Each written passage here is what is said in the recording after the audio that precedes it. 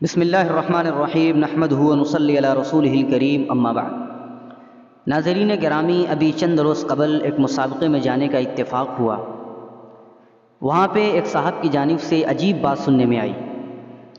جناب یہ فرما رہے تھے کہ خطبہ جمعہ یہ وعظ و نصیحت ہے، اور اللہ کے رسول صلی اللہ علیہ وسلم کے زمانے میں زبان عربی تھیں، لوگ عربی سمجھتے تھے، عربی بولتے تھے، اس لیے خطبہ جمعہ عربی میں دیا جاتا تھا۔ اور آج ہمارے ہاں عربی نہیں سمجھتا کوئی، زبان عربی نہیں ہے، اس لیے مقصد خطبہ یہ فوت ہو جاتا ہے۔ اس لیے خطبہ جمعہ اردو میں ہونا چاہیے، یا جو جہاں ہے وہاں کی اپنی زبان میں ہونا چاہیے۔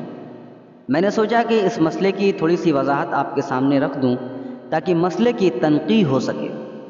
دیکھیے، خطبہ جمعہ کا وعظ و نصیحت ہونا یعنی تذکیر ہونا یہ مسلم نہیں ہے۔ چنانچہ قرآن و حدیث میں خطبہ جمعہ کو ذکر فرمایا گیا۔ دیکھیے، اللہ تعالیٰ سورہ جمعہ میں ارشاد فرماتے ہیں کہ فَاسْعَوْا إِلَىٰ ذِكْرِ اللَّهِ وَذَرُوا الْبَيْعَ۔ ایسے ہی حدیث میں آتا ہے کہ فَإِذَا خَرَجَ الْإِمَامُ حَضَرَتِ الْمَلَائِكَةُ وَيَسْتَمِعُونَ الذِّكْرَ، یہ بخاری کی روایت ہے۔ ایسے ہی ایک دوسری روایت ہے بخاری شریف میں کہ جب امام خطبے کے لیے نکل جاتا ہے تو فرشتے اپنے رجسٹر کو بند کر لیتے ہیں، وَيَسْتَمِعُونَ الذِّكْرَ، اور خطبے کو غور سے یعنی ذکر کو غور سے سننے لگتے ہیں۔ شمس الائمہ سرخسی مبسوط للسرخسی میں فرماتے ہیں کہ وَلَنَا أَنَّ الْخُطْبَةَ ذِكْرٌ۔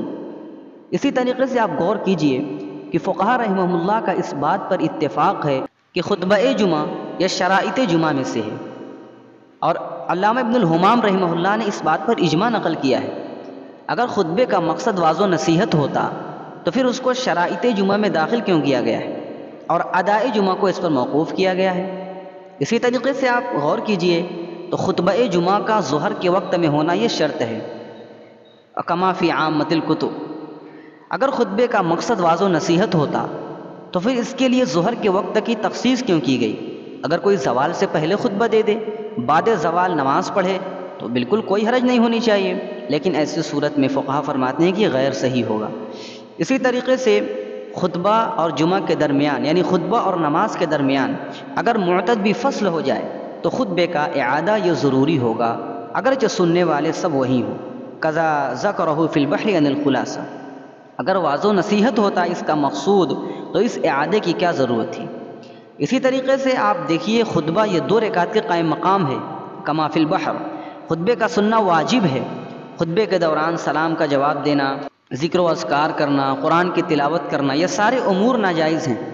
اگر مقصد واضح و نصیحت، واضح و تبلیغ ہوتا تو پھر یہ چیزیں ممنوع کیوں ہوتی؟ تو اس سے پتہ چلا کہ خطبہ کا مقصد یہ واضح و نصیحت نہیں ہے، بلکہ خطبہ جمعہ یہ ذکر ہے۔ چلیے مان لیتے ہیں 1 منٹ کے لیے کہ خطبے کا مقصد یہ واضح و نصیحت ہے، جیسا کہ دعویٰ کیا جا رہا ہے۔ لوگ یہی تو کہہ رہے ہیں کہ خطبہ یہ واضح و نصیحت ہے، اس لیے ہر شخص کی اپنی زبان میں ہونا چاہیے۔ چلیے مان لیتے ہیں 1 منٹ کے لیے، تو پھر آپ قرآن کے بارے میں کیا کہیں گے؟ سورہ انعام میں اللہ تعالیٰ ارشاد فرماتے ہیں کہ ان هو الا ذکری للعالمین، یہ قرآن یہ تذکیر ہے، تو پھر قرآن کو بھی کہا جائے کہ اس کو اپنی زبان میں پڑھنا چاہیے، قرآن کو عربیت سے ختم کر دینا چاہیے۔ پھر لوگ یہ بھی کہتے ہیں بھائی جب خطبہ جمعہ سمجھ میں نہیں آتا تو پھر پڑھنے کا فائدہ کیا ہے؟ بھائی قرآن کتنے لوگ سمجھتے ہیں؟ پھر یہ کہا جائے کہ قرآن کو بھی بدل دیا جائے، قرآن کی زبانیں چینج کر دی جائیں۔